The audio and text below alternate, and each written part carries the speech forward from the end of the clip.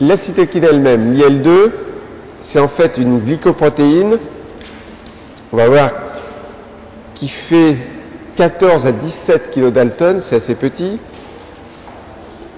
et qui contient 4 hélices alpha. On va la voir sans doute apparaître. Ça, c'était pour vous rappeler tout simplement que ça se passait, mais je vous l'ai dit, ça se passait dans la synapse, la rencontre de cette cytokine avec son récepteur. Et voilà, on voit apparaître cette fois-ci la cytokine. Et je vous avais dit qu'il y avait dedans 4 hélices alpha. Et ça va interagir, c'est en rouge, la cytokine. Ça va interagir en fait avec le récepteur que vous avez ici en jaune, en vert et en bleu. C'est le même récepteur puisqu'il y a dans ce récepteur en fait plusieurs chaînes en fait. Chaîne alpha, chaîne bêta, chaîne gamma.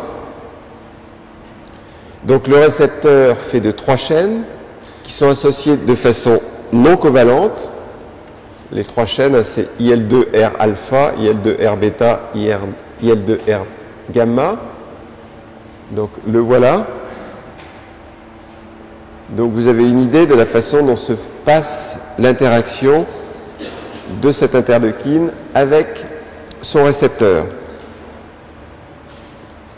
Alors, ce récepteur, il a une expression qui est augmentée, en particulier lorsque les cellules T auxiliaires, qui sont au départ des cellules naïves, lorsqu'elles sont activées, il y a une augmentation de l'expression de ce récepteur.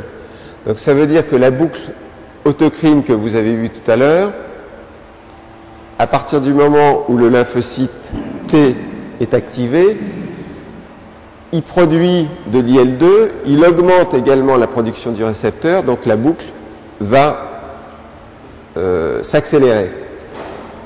Et lorsque vous voulez voir d'ailleurs si un lymphocyte T est plutôt un lymphocyte naïf ou un lymphocyte qui est activé, on regarde en fait l'expression du récepteur IL-2. Alors, le récepteur, il est de type ici, avec une chaîne gamma commune, donc alpha, bêta, gamma.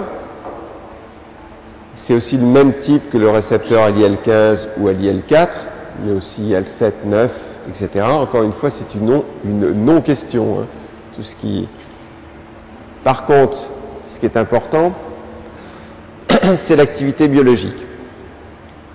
Alors, l'IL2, c'est absolument nécessaire pour la survie et sans doute pour la fonction de ces cellules que vous voyez au milieu, qui sont un petit peu particulières, qui sont des cellules T régulatrices. Quand elles sont en orange comme ça, c'est très important. Donc, première action, celle du milieu, c'est pour le développement de ces cellules T régulatrices que l'on ne connaît pas vraiment bien, mais bon. Ensuite, l'IL-2, ça stimule, on l'a vu, la survie, la prolifération et la différenciation des cellules T qui sont activées par l'antigène. Donc ça se passe ici, à partir du moment où la cellule T commence à être activée par l'antigène, l'IL-2 stimule prolifération, différenciation. Et aussi, vous voyez cette fois-ci sur la droite, que l'IL-2, ça assure la promotion, ça stimule la prolifération et la différenciation des cellules NK.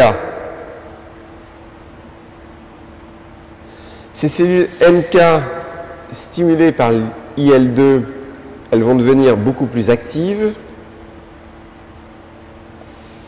et ça va devenir ce qu'on appelle, ce qui est une invention française, les LAC. LAC, c'est pour LAK, et LAC, ça veut dire en fait Lymphokine Activated Killer Cells, c'est-à-dire que la cellule NK, qui était naturellement tueuse, ses potentialités pour tuer sont augmentées avec les lymphokines. Et c'est un garçon qui s'appelle Thierry Hersan, qui a bien caractérisé les LK, les LAC. C'est des cellules qui sont importantes dans la réponse immune antitumorale, parce que les cellules tumorales également sont capables, pour échapper au système immunitaire, de diminuer l'expression des molécules de classe 1 ou de classe 2. C'est un mécanisme classique d'échappement des tumeurs aux effecteurs du système immunitaire, et les cellules NK peuvent encore agir. Donc, importance des cellules NK, à la fois pour la lutte contre les cellules viro-infectées, mais également contre les cellules malignes. Ça va vous rappeler que c'était une fois que la cellule T voyait l'antigène qu'elle produisait l'IL-2. Alors, interleukine 4 maintenant. Interleukine 4, vous la voyez apparaître ici. Visiblement, c'est produit par des lymphocytes T cytotoxiques.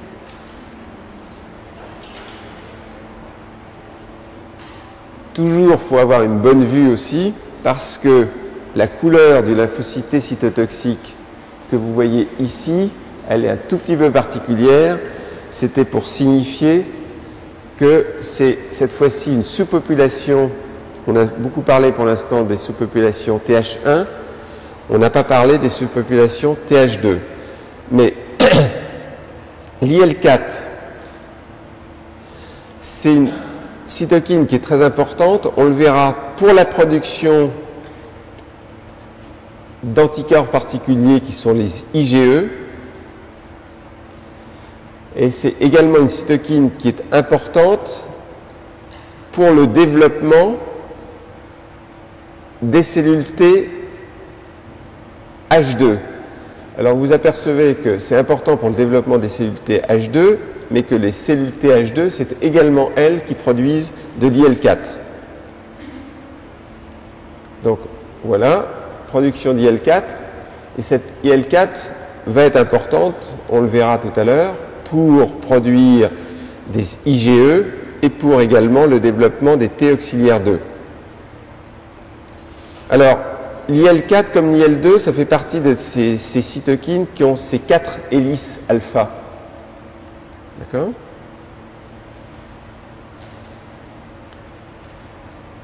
Une autre cellule dont je ne vous ai pas parlé là, alors qu'elle est sous votre nez, et ça veut dire également sous le mien, et qui produit l'IL4, c'est les mastocytes. Les mastocytes, ça produit aussi IL4. Donc cette cytokine avec ses 4 hélices alpha. Le récepteur, ici, on le voit, c'est de la même famille que le récepteur de l'IL2. Donc comme tout à l'heure, avec 3 chaînes donc. Donc celui-ci, non, il n'en a que 2. Que 2. Que 2 chaînes. Très bien. Pas se formaliser. Hein. Ensuite, action biologique, on l'a vu produit. Qu'est-ce qui fait l'IL4 ? L'IL4, c'est la principale cytokine, d'abord, pour promouvoir le changement d'isotype pour que les immunoglobulines soient des IgE ou des IgG4. Donc, première chose, principale cytokine pour stimuler en fait les lymphocytes B pour qu'il y ait un changement d'isotype vers IgE ou IgG4. Alors, qui vous dit IgE, ça veut dire que ça va favoriser l'allergie. L'IgE est un médiateur, ou les IgE sont des médiateurs extrêmement importants des réactions d'hypersensibilité, des réactions d'allergie. Hypersensibilité, vous le verrez, de type 1, vous saurez tout ça. Aussi, ça promouvoit encore une fois le changement d'isotype vers les IgG4. Ensuite, ce que vous voyez au milieu, c'est que ça a une influence importante sur la balance dont vous avez vu qu'elle était importante entre TH1 et TH2, puisque ça va vous promouvoir la différenciation et l'expression des cellules TH2 et ça vous inhibe la différenciation des cellules Th1. Alors, si on regarde là, vous vous rappelez ici, Th1, immunité médiation cellulaire, ici Th2, production d'anticorps, et pour la première fois, ce que vous n'avez pas encore vu, la balance, cette fois-ci, elle penche là. D'accord? C'est l'effet de l'IL4, ça va vers les Th2.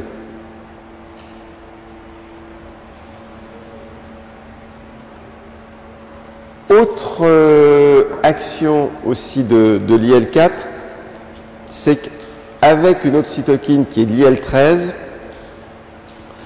ça active en fait les macrophages qui vont lyser en fait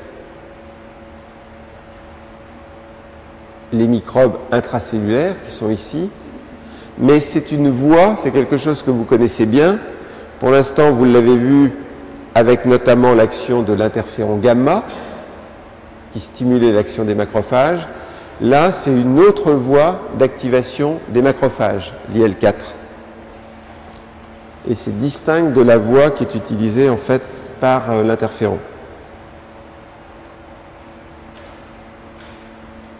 IL4, IL5. Ah, ça fait du bien quand ça s'arrête. Il fait chaud. Alors, IL5, à quoi ça sert?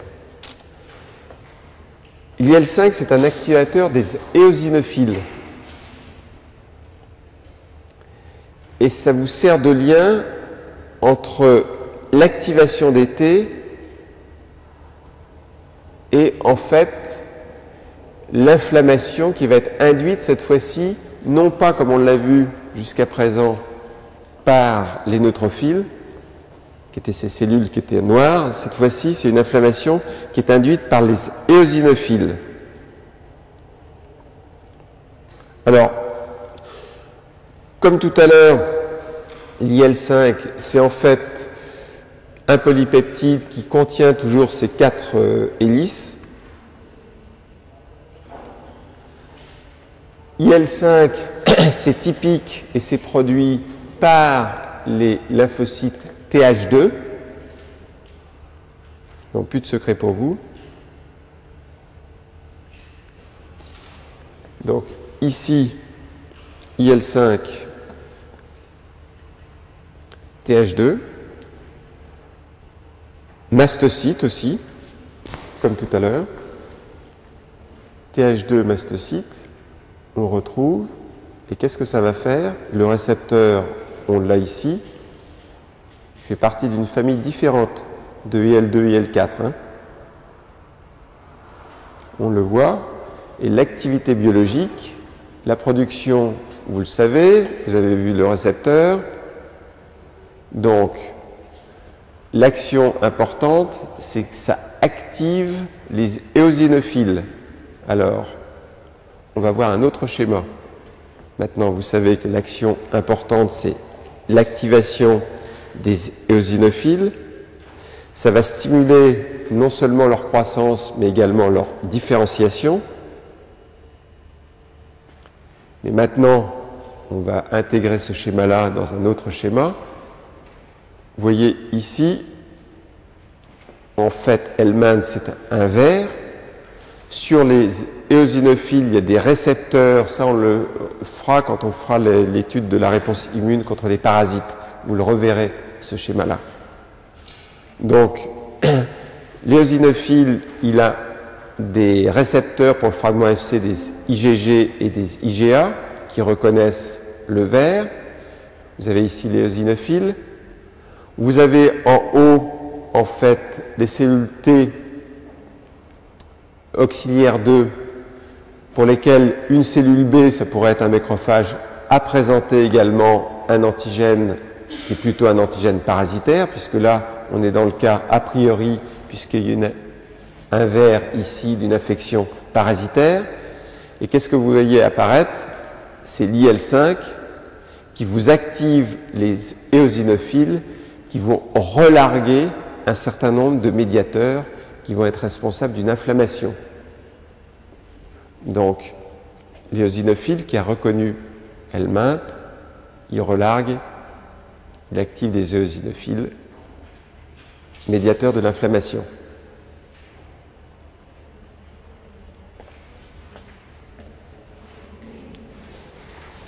Donc, IL5. IL13. IL13, c'est assez similaire à l'IL4 et également l'IL13 comme l'IL5, ça vous sert à vous défendre contre les parasites. IL13, c'est produit par les T auxiliaires 2, mais aussi, et ça c'est nouveau, pour l'instant vous aviez surtout vu la production par des T auxiliaires 2 et par des mastocytes. Là, l'IL13, c'est également produit par des cellules T cytotoxiques, par des cellules NKT, ces cellules un petit peu particulières dont on a parlé, mais également par des basophiles et par des éosinophiles. Donc beaucoup de cellules qui produisent cette cytokine.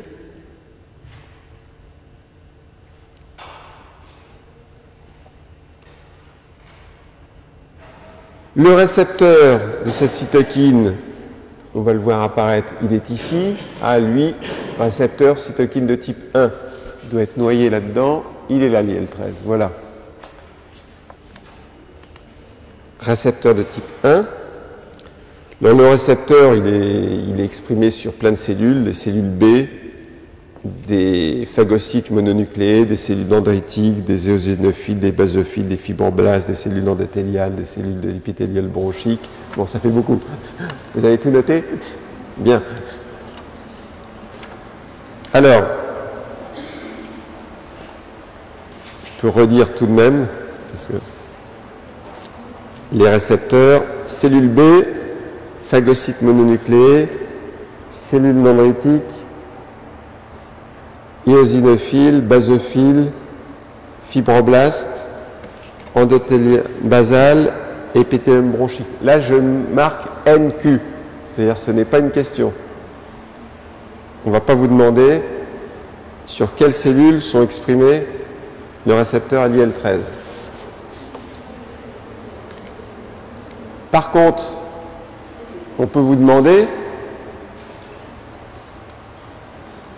à quoi sert l'IL13. En fait, l'IL13, ça agit avec l'IL4 et ça vous produit des effets biologiques qui sont associés avec les réactions allergiques inflammatoires. On va retrouver aussi forcément l'IL5. Alors, vous aviez l'IL4 et l'IL13 qui agissent de concert, et l'IL4 et l'IL13 s'agit de concert pour produire en particulier des IgE. Donc ça c'est IL4, IL13, et si vous vous souvenez, est-ce qu'on va les voir apparaître? Non, on ne va pas le voir apparaître. Il y aurait eu de l'autre côté IL5 qui était également produit. Donc ici, IL4, IL13, ça agit de concert, en fait, essentiellement pour produire des IgE. Ce qui va vous donner, on va le voir si on le laisse agir. Oui, voilà, ça va tout seul. C'est-à-dire que, qu'est-ce que ça fait les IgE? Ça fait une dégranulation, ça vous le verrez au moment de l'allergie, une dégranulation des mastocytes et le relargage d'un certain nombre de médiateurs de l'inflammation. Donc, vous avez d'un côté IL4, IL13 qui vont vous faire un relargage des médiateurs de l'inflammation à partir des mastocytes, et on venait de voir juste avant IL5 qui faisait à peu près la même chose mais à partir des éosinophiles. Si vous vous souvenez, hop, on revient en arrière, hop. IL5, c'est toujours les TH2 qui sont au départ. Et là, IL13 qui est avec IL4. Voilà. Autre action de l'IL13, ça vous promeut, et ça c'est bien embêtant, la fibrose. En particulier, la fibrose qui fait partie, en fait, au départ d'un processus de réparation après des phases inflammatoires. Donc pour réparer, vous avez tendance à faire une fibrose tissulaire, mais la fibrose, ce n'est pas une bonne chose. Quand vous avez par exemple une fibrose hépatique, ça peut évoluer vers la cirrhose et ensuite vers le cancer du foie. Donc la fibrose, c'est théoriquement fait pour réparer, mais ultimement, c'est pas bien. Alors ça stimule aussi la production de mucus par les cellules épithéliales du poumon. On va s'arrêter là, ça fait déjà beaucoup de choses sur l'IL13. Ah, il arrive, l'interféron gamma. L'interféron gamma, vous savez déjà, c'est la principale cytokine qui active les macrophages. Et c'est une des cytokines dont vous savez déjà qu'elle est importante pour l'immunité innée, mais aussi pour l'immunité à médiation cellulaire contre des microbes intracellulaires. Donc immunité innée, mais aussi contre immunité cellulaire, contre des microbes intracellulaires. Alors, qu'est-ce que c'est? C'est une protéine qui est homodimérique et qui est produite, vous l'avez déjà vu, par les cellules NK, par les cellules TH1 et par les cellules T CD8+. Tiens, il y a une question là. Je vois la lettre Q sur mes notes. Donc, quelles sont en fait les cellules qui produisent l'interféron gamma?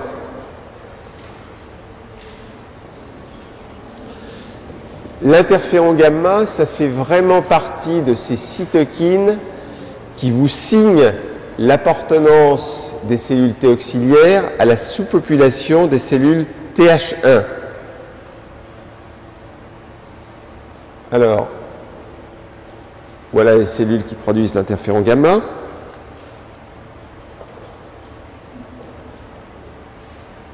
Ça, c'est pour vous rappeler, vous les avez déjà vus ces schémas-là, que l'IL12 c'était en amont, en fait, et ça allait vous promouvoir la production d'interféron gamma, vous le savez déjà, ça, pour l'activation des macrophages. D'accord. Récepteurs. En fait, il y a deux structures homologues, et ces récepteurs qui sont appelés interféron gamma R1 et interféron gamma R2. Donc, c'est composé, le récepteur, de deux polypeptides homologues qui appartiennent à la famille des récepteurs de type 2, on va les voir là ici, voilà. Donc deux structures homologues, interféron R1, R2, récepteurs de cytokines de type 2. Bien. Action biologique. Ah. Maintenant, on a produit l'interféron gamma. À quoi ça sert? Bon,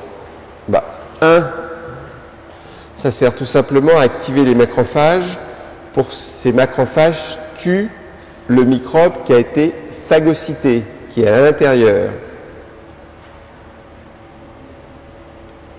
Alors, activation du macrophage et augmentation de l'activité microbicide du macrophage, c'est ce que vous avez à gauche.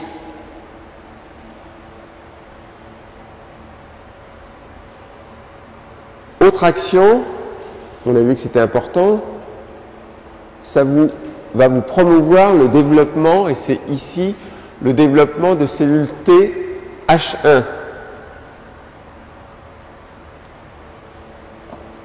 Autre action,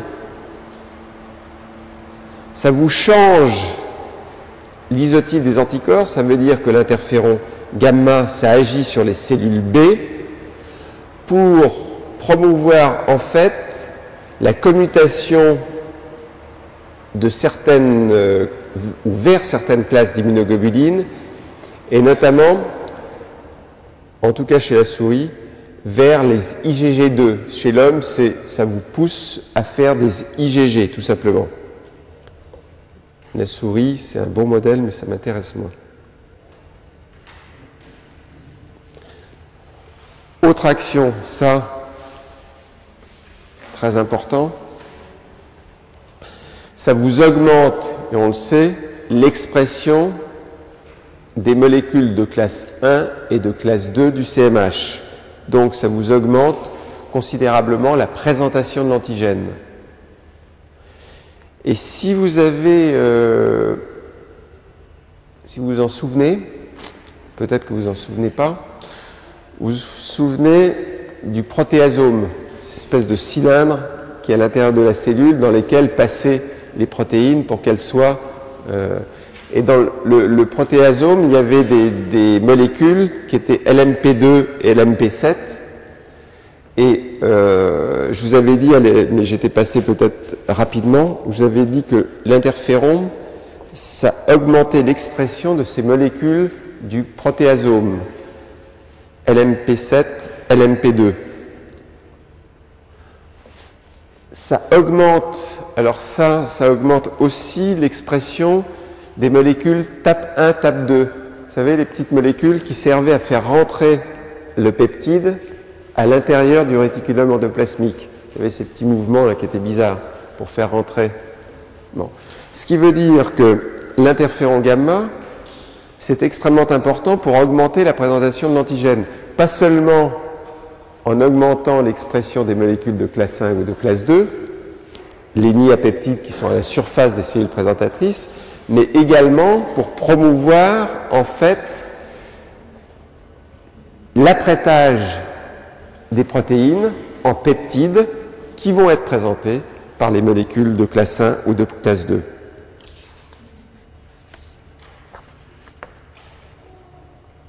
Alors, curieusement, par rapport aux interférons de type 1, si vous regardez l'utilisation clinique de l'interféron gamma de type 2, il y en a finalement assez peu parce qu'on l'utilise surtout dans des affections sévères qui sont les granulomateuses septiques chroniques.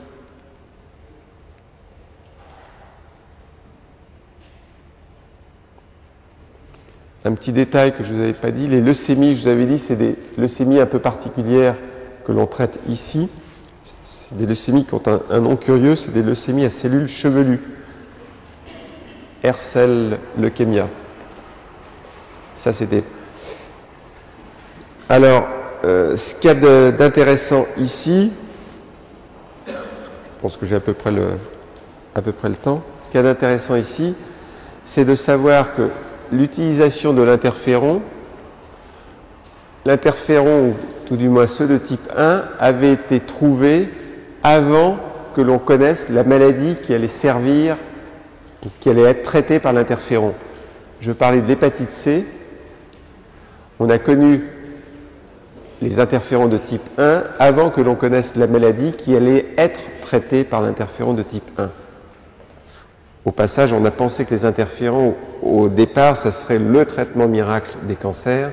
En fait, vous voyez que la seule utilité, c'est pour ces leucémies très particulières.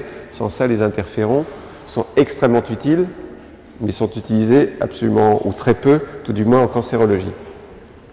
Ça, c'est des petits retours sur les interférons de type 1 et de type 2. De toute façon, on fera un retour quand on traitera notamment la sclérose en plaques.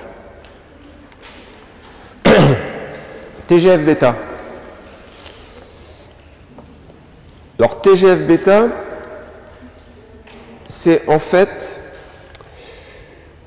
une cytokine qui est importante pour inhiber la prolifération et l'activation des lymphocytes et plus généralement des leucocytes.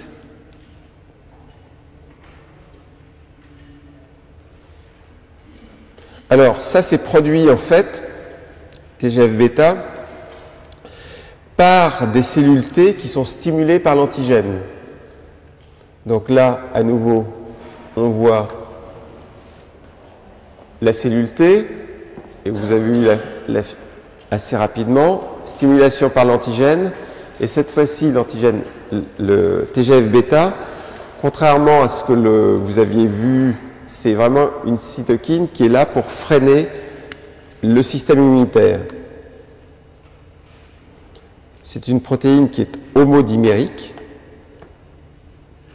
Est-ce qu'on va voir le récepteur? Non, on ne va pas voir le récepteur. Donc, ça inhibe non seulement en fait la prolifération des cellules T, ça inhibe l'activation des macrophages, ça va agir aussi sur les neutrophiles, ça va agir sur les cellules endothéliales.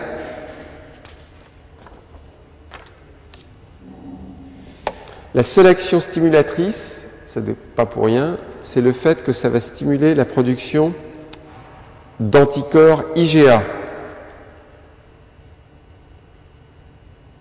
Et comme c'est plutôt une cytokine qui agit en fin de réponse immunitaire, en fait, ça va réguler la réparation tissulaire après, en fait, une inflammation générale ou locale.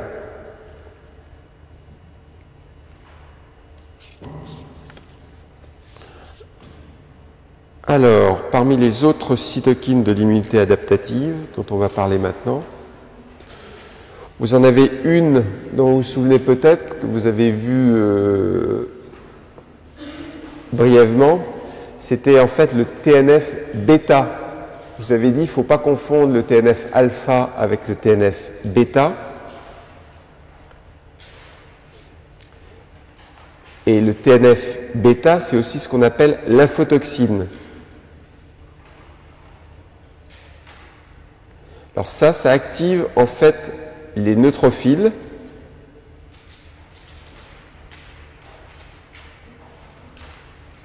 Ça active aussi les cellules endothéliales.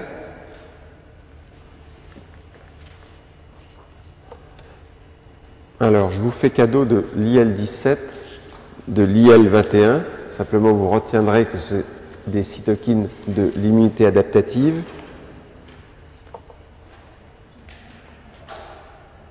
Alors, le rôle des cytokines produites par les cellules T dans la réponse adaptative. Ben là, on retrouve exactement ce que l'on a vu déjà, c'est-à-dire les sous-populations TH1, TH2, qui vous orientent vers des réponses à médiation cellulaire, vers la production d'anticorps. Et en fait, toutes ces cytokines que vous venez de voir, elles font la promotion, une fois que vous avez présenté l'antigène aux cellules T, elles vont promouvoir en fait l'expansion des cellules T et vont orienter ces cellules T soit du côté TH1, soit du côté TH2. Si c'est un microbe intracellulaire, vous allez pousser, ou ça va se faire de telle sorte que ça va faire plutôt une réponse TH1, avec notamment la production d'interférons, qui est ici, mais qui est toujours produit par les TH1. Par contre, si vous avez un parasite, ce sera plutôt une réponse de type TH2, et vous voyez apparaître dans la réponse TH2 IL4, IL10, IL13, IL5. On a parlé en particulier IL4, IL10, IL13 IL5, IL6, j'en ai parlé aussi.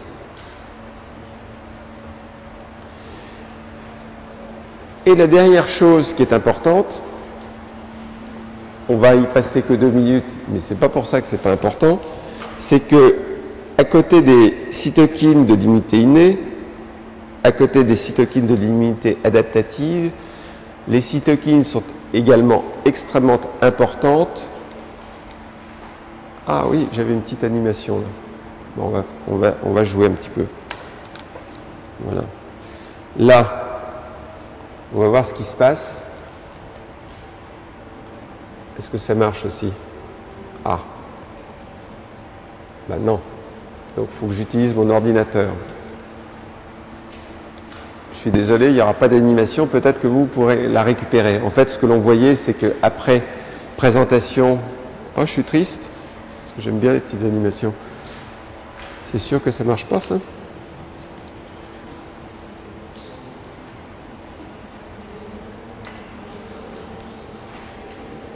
Non, visiblement, ça ne marche pas. Bon, désolé. Ce que l'on voyait, c'est qu'après présentation de l'antigène par les cellules présentatrices d'antigènes, il y avait la différenciation des T auxiliaires en cellules TH1 et on voyait toutes les cytokines interagir entre elles. Bon, bah tant pis. Désolé. Donc ça veut dire qu'il faut que je continue à employer mon propre ordinateur. Bien. Les cytokines, c'est extrêmement important aussi pour stimuler tout simplement l'hématopoïèse. Et là, vous voyez réapparaître, il y en a des nouvelles cytokines, mais vous voyez apparaître des cytokines dont on a parlé déjà. Regardez ici, IL6, IL5, IL3. Donc, on s'aperçoit qu'en dehors des cytokines dont on a déjà parlé, il y en a d'autres dont je ne vais pas parler parce que ça, c'est beaucoup plus, je pense, en hématologie que vous voyez ça. Mais simplement pour vous rappeler que les cytokines, ces messages qui sont utilisés par les cellules pour se parler entre elles, c'est également important dans tout simplement l'hématopoïèse.